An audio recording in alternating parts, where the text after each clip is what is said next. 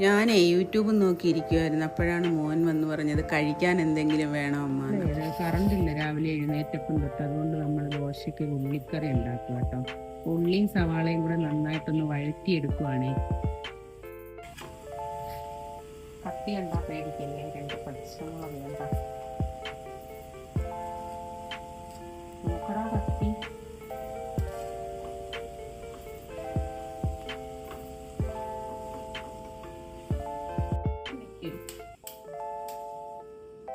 മുട്ടയും കൂടെ പൊട്ടിച്ചൊഴിക്കാം. ഇപ്പോഴത്തെ ടേസ്റ്റ് കൂടും കേട്ടോ. അത് സ്പെഷ്യൽ ഉള്ളിക്കറി, മുട്ട ചേർത്ത് സ്പെഷ്യൽ ഉള്ളിക്കറി. ഈ നമുക്ക് ഇളക്കി ചേർക്കാം.